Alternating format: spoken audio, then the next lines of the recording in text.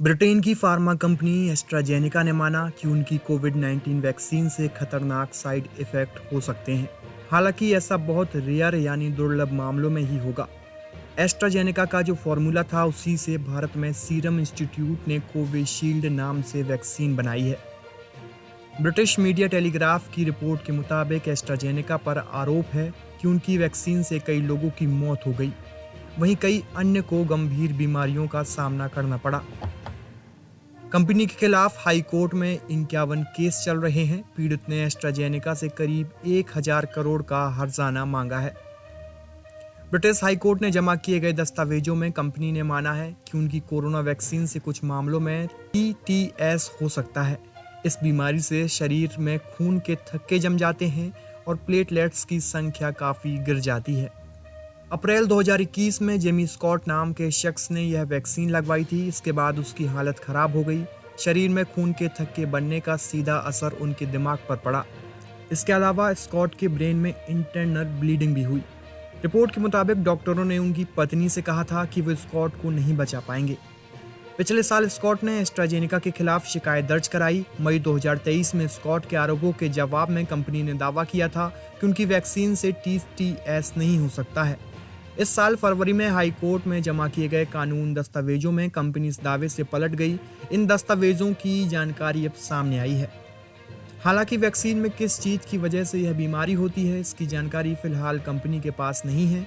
इन दस्तावेजों के सामने आने के बाद स्कॉट के वकील ने कोर्ट में दावा किया है कि एस्ट्राजेनेका ऑक्सफोर्ड की वैक्सीन में खामियां हैं और इसके असर को लेकर गलत जानकारी दी गई है। वैज्ञानिकों ने सबसे पहले मार्च 2021 में एक नई बीमारी वैक्सीन इंस्टीट्यूट वैक्सीन से होने वाली immune thrombosis thrombocytopenia syndrome VITT की पहचान की थी। पीड़ितों से जुड़े वकील ने दावा किया है कि VITT असल में TTS का ही एक सबसेट है। हालांकि एस्ट्राजेनेका ने इसे खारिज कर दिया।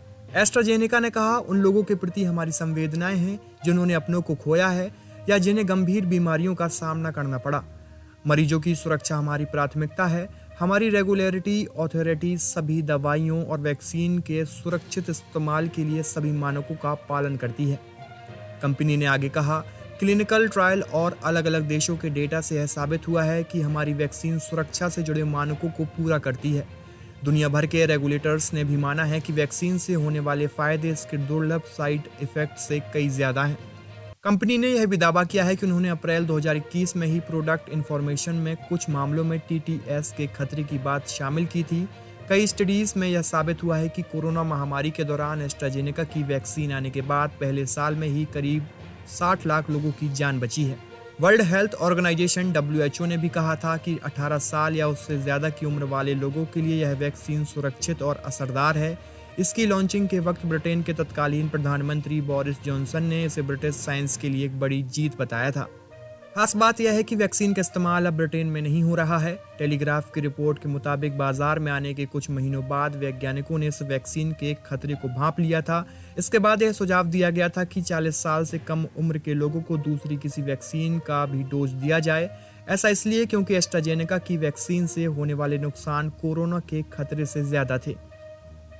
Medicine health care products regulatory के मुताबिक ब्रिटेन में 81 मामले ऐसे हैं जिनमें इस बात की आशंका है कि वैक्सीन की वजह से खून के थक्के जमने से लोगों की मौत हो गई। MHRA के मुताबिक साइड इफेक्ट के जूझने वाले हर 5 में से एक व्यक्ति की मौत हुई है। रिपोर्ट के मुताबिक फ्रीडम ऑफ इंफॉर्मेशन के जरिए हासिल किए गए आंकड़ों के मुताबिक ब्रिटेन में फरवरी में 163 लोगों को सरकारों ने मुआवजा दिया था। इनमें से 158 ऐसे थे जिन्होंने एस्ट्राजेनेका की वैक्सीन लगवाई थी।